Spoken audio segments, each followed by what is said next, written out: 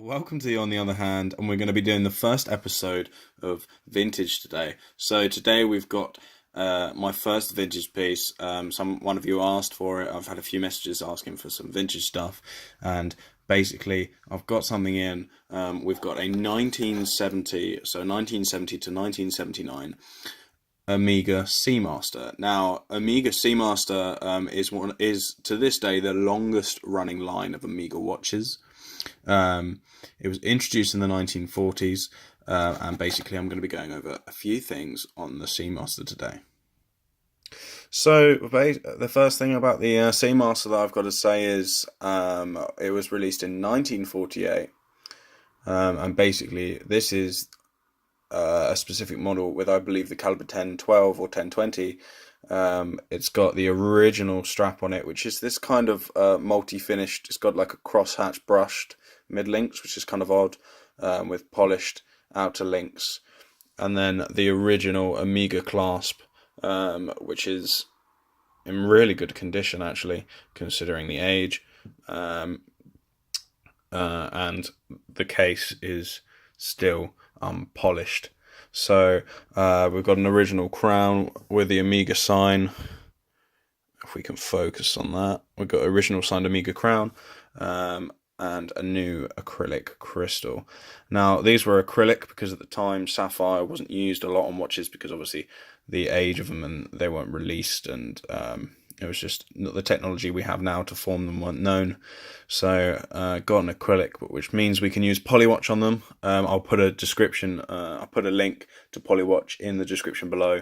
It's incredible for getting scratches out of acrylic glass, and you guys will really be impressed by the results. So I'll put a link to the Amazon page for that below, and if you could click on that if you ever buy some, it'd be really useful to me because I can get a small percentage of the fee for the sale there, and I can continue to make videos and buy watches like this. Now, this wasn't bought by me, this was gifted, but it's the only vintage thing I've got right now, but I've got some other ones that I really want to buy, but I need to save up first and buy some more. So a little bit into the history of Amiga. It's had some pretty good brand sort of releases where we've got some ambassadors in some famous films. Now, those of you that know Amiga know that it was quite well associated with James Bond since 1995. Pierce Brosnan basically took over the role of James Bond, and the watch that was featured in that film in 1995 was the Amiga Seamaster Professional Diver 300 meters, which was the Quartz edition in the also famous GoldenEye film. So it wasn't this model, obviously, but it was one of the newer professional divers, with a blue bezel and the red tip to the hand and the skeletonized hour and minute hands. They do a 007 edition of that, but this was the pre-James Bond, if you will, Seamaster, one of the original. And it's got a screw-down case back. I can show you now. So as you can see on the case back, it's just the Seamaster with the Amiga logo at the bottom. We've got the famous logo for Seamaster quite well deep engraved into the back. It is not a screw-down case, it's just a pop case back because at the time that wasn't thought of as an idea, ironically enough. And you've got the markings on the inside of the bracelet that you can see there. So we're going to have a closer look at the shape of the case, which is kind of a cushion style case, which is interesting because it makes it wear slightly bigger than it is. I believe it is a 34mm watch, which is quite small. I'm a big guy, but it fits. We've got on the clasp, basically, it's just a press clasp, but it's still good quality, with some... It's got a pretty battered up side to the clasp, but we've got some micro adjustments on both the bracelet and the clasp itself, which makes it quite easy to size. I haven't had to take any links out, so I don't know how to do that yet, but I haven't needed to because the micro adjustments are so vast, I guess, in the size from small to big. So the only thing other than that I want to talk about is the incredible patina on the dial. So it's obviously had some, I guess you could call it, freckling, and the loom on it, well, there isn't any loom. So the only loom on it is the little pips at the top and bottom, and basically they're all still there, which is one of the best sort of things about this, because they seem to fall off some of the bigger applications.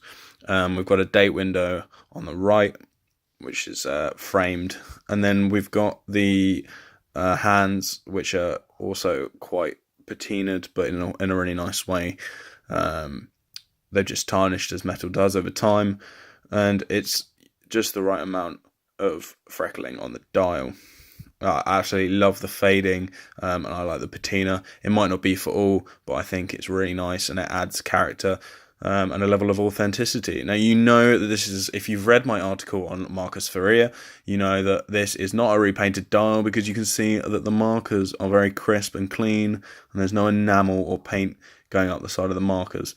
So they've been applied onto the dial after painting or after finishing, so you can tell. And also the patina is natural, which is quite obvious. It's quite hard to fake patina, so you can tell that this is an original dial, original hands, and an original case. So I have actually hand polished it, not actually used any compound. I've basically just removed the dirt from the case and used Polywatch, as said before, which I'm going to link in the description below. They do not sponsor this video, but if you would have a look through the link, I'd be really appreciated. Okay, so thanks for watching, and check out our website, marcusfaria.com. If you want to see anything about vintage watches, I've been writing articles on there talking about all sorts of different things, buying guide to vintage watches, and I'm just going to end this with a nice wrist shot. So to finish off the video, we're going to finish with a wrist shot. So I'm 6'2", 6'3". I'm not a small guy, so I have quite big wrists. But the Omega bracelet looks really nice, even to this day. I really kind of like the strap, but I'm going to have to get a leather strap as well if I want to dress it up a bit.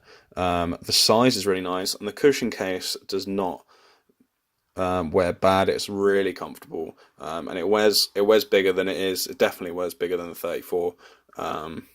But yeah, it's really nice on the wrist, and it's so comfortable considering.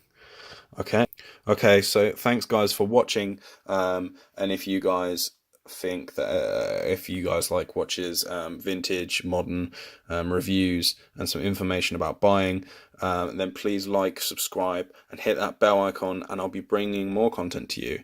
If you comment, I can give you some more videos based on what you like, and thanks very much for watching.